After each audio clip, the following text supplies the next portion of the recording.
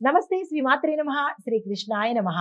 August 4, 2025న అనగా ఆదివారం రోజు దిన ఫలితాలలో భాగంగా మేషాది ద్వాదశ రాశుల వారికి గ్రహస్థితులు ఎలా ఉన్నాయి, ఆ గ్రహాలు ఇచ్చే ప్రభావం ఎలా ఉండబోతోంది అనే అంశంలో ముందుగా తదుపరి రాశి కర్కాటక రాశి. వీరి యొక్క గ్రహస్థితి చూసినట్టయితే చంద్రుడు 10వ స్థానంలోను, బుధ రవి ఇద్దరు కలిసి 2వ స్థానంలో సంచారం చేస్తున్నారు.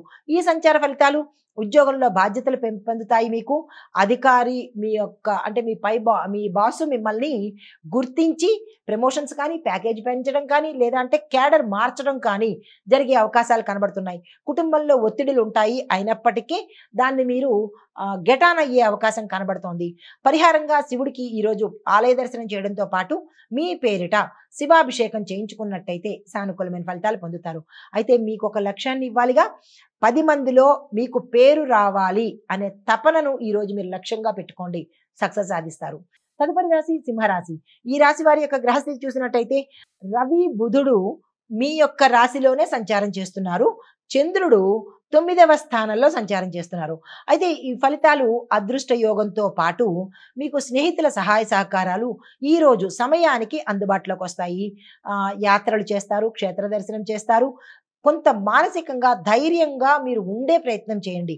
మానసిక స్థైర్యాన్ని కోల్పోతారు, అయినప్పటికీ ధైర్యంగా ఉండే ప్రయత్నం చేసుకోండి. మీకు చెప్పదగిన పరిహారము సూర్య నమస్కారాలు చేసుకోండి, సూర్యుడికి అర్ఘ్యం ఇచ్చే ప్రయత్నం చేసుకోండి. అయితే మీకు ఒక లక్ష్యం చెప్పాలి కదా, ఏంటంటే ధర్మబద్ధమైన జీవితానికి ఈ రోజు నుంచే పునాది వేయండి. అధర్మం బాట వదిలిపెట్టండి. మీరు ఏ రంగంలో ఉన్న వాళ్ళైనా కొంత అధర్మం చేస్తున్నట్టయితే దాన్ని విడిచిపెట్టి లక్ష్యాన్ని చేరుకోండి. ధర్మవంతంగా ఈ రోజు నుంచి నేను ఉంటాను అనే మాటను మీరు నిలుపుకోండి. అయితే తదుపరి కన్యారాశి. ఈ రాశి వారి యొక్క గ్రహస్థితి చూసినట్టయితే బుధుడు 12వ స్థానంలోను, చంద్రుడు 8వ స్థానంలో సంచారం చేస్తున్నారు. ఈ సంచార ఫలితాలు ఆర్థికమైన ఒత్తిడులు ఉంటాయి, అనారోగ్య సూచనలు కనబడుతున్నాయి, రహస్య శత్రువులు మీ మీద దాడి చేసే అవకాశాలు కూడా కనబడుతున్నాయి. జాగ్రత్తలు తీసుకోండి. పరిహారంగా మహాలక్ష్మి అమ్మవారి పూజ చేయడంతో పాటు ఆలయ దర్శనం చేసుకోండి. మీకు ఒక చిన్న లక్ష్యం ఏంటంటే మౌనము, ఆత్మ విశ్లేషణ ద్వారా మీరు మంచి మార్గాన్ని వెతుక్కునే ప్రయత్నం చేసుకోండి.